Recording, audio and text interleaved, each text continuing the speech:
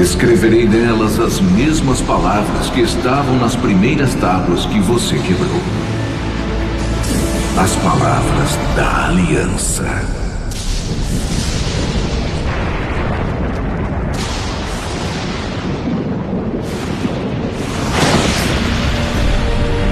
Não terás outros deuses diante de mim. Não farás para ti imagem de escultura. Não tomarás o nome do Senhor, teu Deus, em vão. Lembra-te do dia do sábado para o santificar. Honra teu pai e a tua mãe. Não matarás. Não adulterarás. Não furtarás. Não dirás falso testemunho contra o teu próximo. Não cobiçarás a casa do teu próximo, a mulher do teu próximo, nem coisa alguma que pertença ao teu próximo. Ensine essas palavras ao povo e siga todas as orientações que eu te dei. De acordo com a narrativa bíblica, o povo hebreu tinha um pacto com o Deus Javé, estabelecido pelas inscrições de 2 placas contendo pontos fundamentais de seus hábitos e crenças. Os 10 mandamentos eram mantidos em uma arca que, além de proteger as placas dos 10 mandamentos, simbolizava a importância do acordo selado entre Javé e o povo hebreu.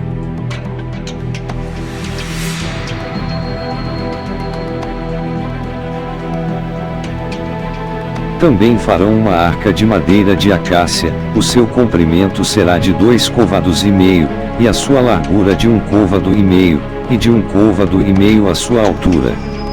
E cobri-la de ouro puro, por dentro e por fora a cobrirás, e farás sobre ela uma coroa de ouro ao redor. Êxodo 25, 10 e 11. Protegendo um cânon sagrado dos hebreus, a chamada Arca da Aliança tornou-se uma das mais preciosas relíquias das religiões judaico-cristãs. Envolta em mistério e dúvida, a questão sobre a existência da Arca da Aliança, volta e meia, ganha destaque em documentários e obras literárias.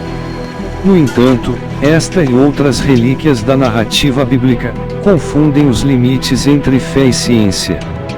Um dos mais antigos relatos sobre a Arca da Aliança aparece no fim do período do cativeiro egípcio, quando os hebreus foram mantidos como escravos no Antigo Egito, por volta de 1300 a.C. De acordo com o livro bíblico de Êxodo, a arca representava o favor de Javé, junto ao seu povo abençoado. Além disso, os relatos bíblicos dizem que este acordo selado teria sido estabelecido aos pés do Monte Sinai. Conforme alguns estudos apontam, a localização do Monte Sinai remeteria, na verdade, ao Monte Deda.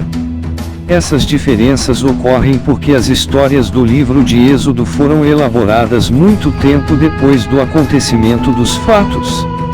Especialistas na história bíblica apontam que os eventos iniciais da história hebraica teriam sido formulados durante o cativeiro hebreu na Babilônia. Além de ser descrita como um sinal do favor divino, a Arca da Aliança é descrita na Bíblia como dotada de poderes sobrenaturais. Mantida como um objeto somente observado pelos sacerdotes levitas, a arca teria sido local de aparição de Javé.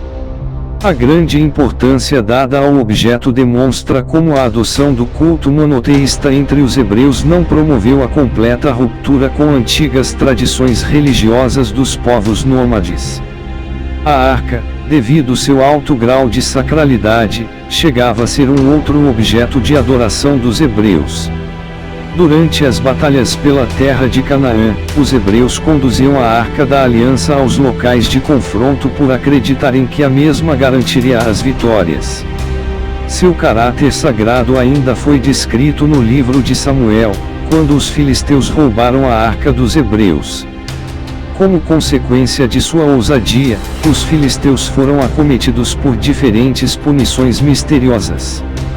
Somente no reinado do rei Salomão que a arca foi mantida no Templo de Jerusalém, construído entre 970 a.C. e 931 a.C. Com separação do povo hebreu nas tribos de Judá e Israel, a arca seria mais uma vez alvo da dominação estrangeira. Os babilônios, em 586 a.C., teriam destruído a cidade de Jerusalém sob a liderança do rei Nabucodonosor II. De acordo com o livro dos Macabeus, o profeta Jeremias profetizou a destruição de Jerusalém e, por isso, teria escondido a arca no Monte Nebo. Segundo o arqueólogo Dan Barat, a ação descrita no livro dos Macabeus tem uma conotação cultural. De acordo com esse estudioso, entre os judeus é comum dizer que algo foi posto no Monte Nebo quando este objeto foi perdido para sempre. Portanto, existe a possibilidade da própria Bíblia relatar o fim da Arca da Aliança. E sucederá que, quando vos multiplicardes e frutificardes na terra, naqueles dias, diz o Senhor, nunca mais se dirá, a arca da aliança do Senhor, nem lhes virá ao coração, nem dela se lembrarão, nem a visitarão, nem se fará outra. Jeremias 3,16. No entanto, outros pesquisadores ainda contam com a possibilidade dos babilônios terem tomado a arca como espólio de guerra. Já outro livro sagrado dos judeus, o Talmud, afirma que o rei Josias teria escondido a arca em um compartimento secreto do Templo de Jerusalém. Quando os hebreus voltaram a Jerusalém, em 539 a.C., reconstruíram o templo mantendo o local da arca sem a presença da mesma. Tal constatação foi feita pelo general romano Pompeu, que ao tomar a cidade de Jerusalém indagou por que os judeus mantinham um quarto vazio em seu templo. Depois disso, a chamada diáspora judaica manteve o mistério da arca acobertado. Somente no século XII apareceram alguns relatos de que a Ordem dos Cavaleiros Templários mantinham a relíquia em segredo. Atualmente, há um grupo religioso etíope que diz manter a arca escondida. Os monges da Igreja Santa Maria de Sião teriam recebido o objeto das mãos de Menelik, filho do rei Salomão, com a rainha de Sabá, em 950 a.C. Segundo os monges, a Arca da Aliança permanece escondida em um templo próximo ao Lago Svai.